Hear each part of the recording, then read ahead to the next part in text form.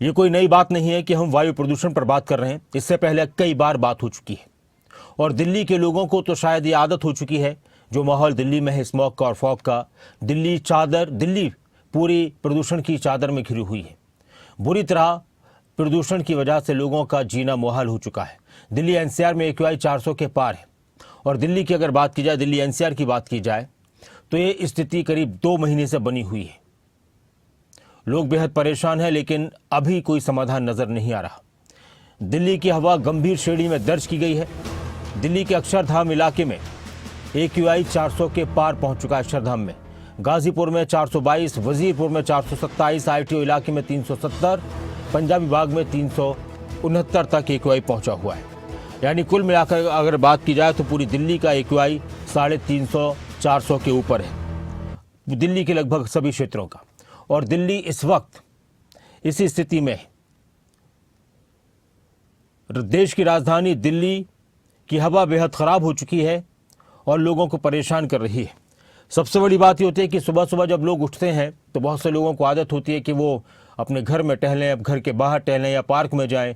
छतों पर भी बहुत से लोग टहल रहे होते हैं, लेकिन दिल्ली में ये जरा भी स्थिति नहीं बची हुई कि लोग सुबह सुबह घरों से बाहर निकलें और अपनी सेहत की फिक्र करते हो वो वॉक करें। लेकिन अगर बाहर निकलना और सेहत की फिक्र करना उनके लिए खतरनाक साबित हो सकता है। तरह तरह की पाबंदियां लगाई गई हैं। राजा पटेल हमारे साथ हैं ज़्यादा जानकारी के लिए, हमारे संवाददाता दिल्ली से। राजा, मुझे एक बात बताइए कि अब तक किस तरह के कदम AQI को बेहतर करने के लिए, कम करने के लिए उठाए गए हैं? एक तरफ पाबंदियों की बात होती है, लेकिन दिल्ली में अभी तक लोगों को राहत मिल नहीं रही। 400 के आसपास AQI दिल्ली का है और ये स्थिति कई महीनों से बनी हुई है, 2 महीने से लगभग बनी हुई है। तो ये कम क्यों नहीं हो पा रहा? बड़ी वजह क्या है? किस तरह की बातें सरकार की तरफ से कही गई हैं? राजनीति तो हम देख ही रहे हैं इस पर हो रही है, सियासत वार पलटवार हो रहा है और दिल्ली में ये कोई पहला मौका नहीं है, इससे पहले भी होता रहा है। सरकार एक दूसरे पर आरोप लगाती रही है, पार्टियां एक दूसरे पर आरोप लगाती रही हैं। दिल्ली के लोग क्या कह रहे हैं इस मामले को लेकर, समाधान को लेकर किस तरह की कोशिशें हुई हैं?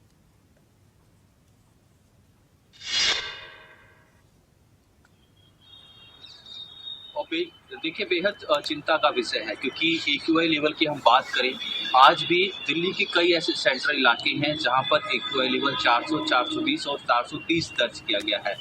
अब ऐसे में एम्स के डॉक्टरों ने भी चेतावनी जारी की है कि आप घर से बाहर दिल्ली में रहते हैं तो ना निकलें, और दिल्ली से यदि बाहर निकलते हैं, घर से बाहर अगर निकलते हैं तो मास्क का प्रयोग करें, क्योंकि इस वक्त दिल्ली की हवा बेहद ही जहरीली हो चुकी है। यानी कि एक व्यक्ति रोजाना 11 सिगरेट के बराबर यह हवा अपने शरीर के अंदर ले रहा है। आप इससे अंदाजा लगा सकते हैं कि कितनी खतरनाक स्थिति इस वक्त दिल्ली के साथ साथ NCR, चाहे नोएडा की बात कर लें, ग्रेटर नोएडा, गाजियाबाद और फरीदाबाद, हरियाणा से सटे हुए जो इलाके हैं फरीदाबाद और गुरुग्राम के बने हुए हैं।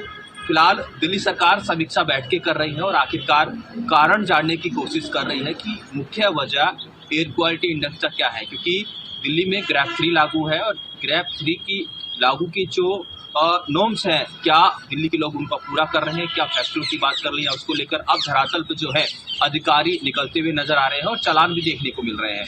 पर इस बीच दिल्ली में पोल्यूशन ये पहला मुद्दा नहीं है। काफ़ी लंबे अरसे से दिल्ली का जो पोल्यूशन है हमेशा राजनीतिक विषय रहा है। सुप्रीम कोर्ट तक ये मामला जाता है, सुप्रीम कोर्ट में भी पूरे मामले की सुनवाई होती है। पर स्थिति जो की तो, क्योंकि हम ये बात इसलिए कह रहे हैं कि दिल्ली में जो लोग रहते हैं उनकी जो हालत है इस वक्त बेहद खराब है, क्योंकि रोजाना मरीजों की संख्या में बेहद ज़्यादा इजाफा हो रहा है। दिल्ली के सभी जो बड़े हॉस्पिटल हैं वहाँ पर जो 50 साल से ऊपर के व्यक्ति हैं उनमें सांस लेने की प्रॉब्लम, गले में जलन, आंखों में जलन की शिकायत आ रही है। और सबसे बड़ी बात कि जो ये पोल्यूशन है, आंखों की जलन के साथ साथ जो छोटे बच्चे हैं उनके गले में इन्फेक्शन की शिकायत लगातार पिछले 2 से 3 दिनों में ज़्यादा बढ़ती हुई नज़र आ रही है। तो लोगों के साथ साथ बच्चे भी परेशान हैं। हालांकि 5वीं तक की जो कक्षाएं हैं वो ऑनलाइन जरूर चल रही हैं, पर इस बीच दोबारा से दिल्ली में राजनीति देखने को मिल रही है। आम आदमी पार्टी के जो नेता हैं दिल्ली सरकार पर बड़ा आरोप लगा रहे हैं कि दिल्ली सरकार बड़े बड़े दावे कर सरकार तो बना चुकी है, पर अभी तक पोल्यूशन की जो स्थिति है जो की तो बनी हुई है और बेहद खतरनाक। हम ये इसलिए कह रहे हैं क्योंकि एयर क्वालिटी इंडेक्स 400 और 430 के पास जाता है तो खराब से भी खराब, यानी कि बेहद खराब से बेहद खराब श्रेणी में है। अब ये जो हवा है सांस लेने योग्य नहीं है। डॉक्टर लोगों को सलाह दे रहे हैं कि आप मॉर्निंग वॉक पर ना निकलें। इसके साथ साथ आपकी सेहत जो है बेहद ज़्यादा ख़राब हो सकती है और लगातार जिस तरीके से दिल्ली एनसीआर के जो अस्पताल हैं वहाँ पर भी मरीजों की संख्या में इजाफा हो रहा है। सुबह का समय है, मैं आपको तस्वीरें दिखाना चाहूँगा। आप देख सकते हैं सुबह जो धुंध है इससे भी ज़्यादा थी। हालांकि जैसे जैसे मौसम खुल रहा है, सूरज की किरणें निकल रही हैं, ज़रूर थोड़ी जो है धुंध छटती हुई नज़र आ रही है। पर मौसम विभाग का हम बात करें, मौसम विभाग के अनुसार ये जो धुंध है, ये धुंध आगे 2 से 3 दिन इसी तरीके से जो धुंध की चादर है, स्मोक की चादर है, दिल्ली एनसीआर में रहने वाली है और एयर क्वालिटी इंडेक्स जो है इसी तरीके से बना रहेगा।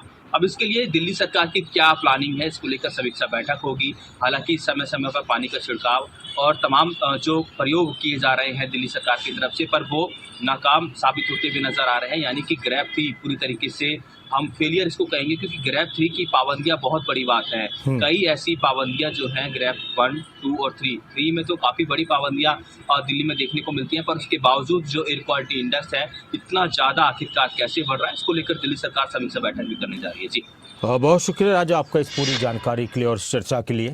और बात रोहतक की भी अगर करें तो रोहतक में भी हवा में जहर घुला हुआ है। करीब 15 दिन से AQI 300 के आसपास है। हवा की गुणवत्ता खराब होने से जिले में लागू ग्रैब 3 के नियम और सभी तरह के निर्माण कार्यों पर रोक लगा दी गई है। रोहतक दिल्ली से दूर है, तकरीबन 100-150 किलोमीटर की दूरी पर है, लेकिन हवा यहाँ की भी खराब है। कई जगह जो निर्माण कार्य चालू थे उनको रुकवाया गया, लेकिन कुछ जगहों पर निर्माण कार्य अभी भी चल रहे हैं। जबकि ग्रैब 3 जब लागू हो जाता है तो निर्माण कार्यों पर भी रोक लगा दी जाती है, क्योंकि उसकी जो धूल मिट्टी होती है वो भी प्रदूषण को बढ़ावा देती है और यहाँ के लोगों को भी आंखों में जलन और गला खराब होने की परेशानियाँ महसूस हो रही हैं। और देवेंद्र दांगी हमारे साथ हैं रोहतक से, हमारे ब्यूरो। देवेंद्र, बात सिर्फ दिल्ली की ही नहीं बल्कि रोहतक की अगर बात की जाए तो एनसीआर में आ जाता है रोहतक का हिस्सा, लेकिन रोहतक दूर तो है दिल्ली से। यहाँ इतनी हवा क्यों खराब है, यहाँ हवा में क्यों जहर घुला हुआ है? इस बार तो एक बात ये भी आ रही थी कि जो हरियाणा के कुछ क्षेत्र होते हैं, कुछ ज़िले होते हैं, तो पराली की वजह से वहाँ की हवा खराब हो जाती है, लेकिन इस बार पराली भी बदनाम नहीं हुई है।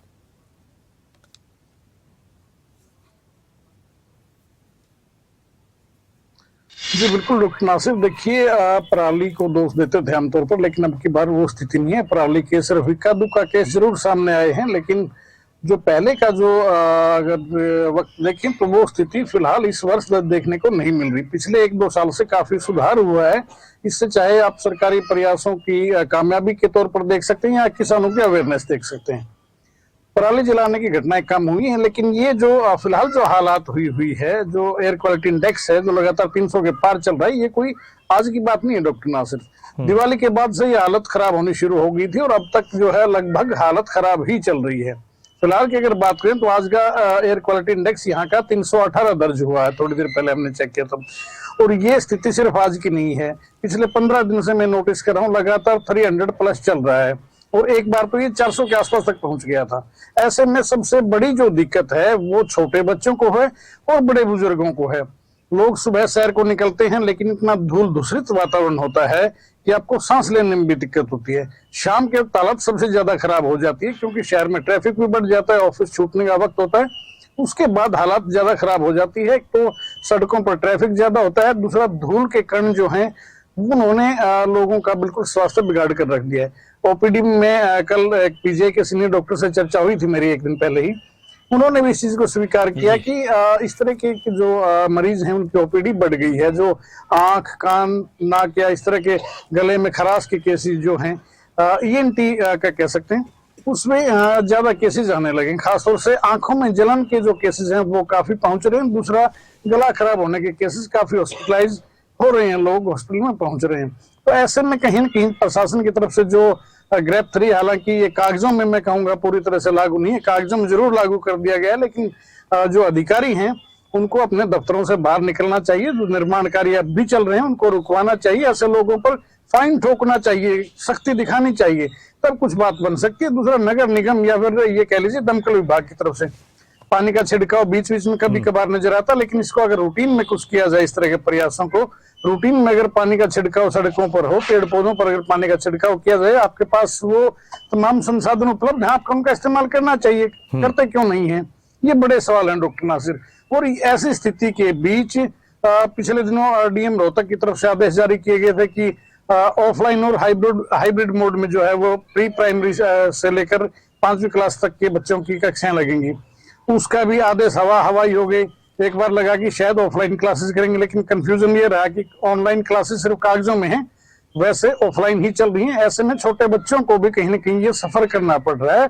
एडमिनिस्ट्रेशन को इन तमाम चीजों को गंभीरता से लेना चाहिए और मुझे लगता है कि जो पॉल्यूशन कंट्रोल बोर्ड जो है उसके अधिकारी जो है, जो महकमा है, उनको सड़कों पर निकलना चाहिए, देखना चाहिए कि आपके शहर में कहाँ कहाँ निर्माण कार्य चल रहे हैं। सरकारी टेंडर हैं, वहां पर मशीनरी काम कर रही है, दिन भर धूल उड़ती है। सुखपुरा चौक यहाँ पर काफी व्यस्त चौराहा है, वहां पर ओवरब्रिज बन रहा है। उस पर निर्माण कार्य पर तुरंत प्रभाव से वैसे तो देखा जाए नियम के अनुसार फिलहाल रोक होनी चाहिए, लेकिन वहां दिन रात धूल उड़ के काम चल रहा है। अधिकारी सोए हुए हैं, मुझे कहने में कोई दो राय नहीं। अधिकारियों को नींद से चेतना होगा ताकि लोगों के स्वास्थ्य के साथ खिलवाड़ ना हो सके। डॉक्टर नासिर, शुक्रिया इस खबर पर।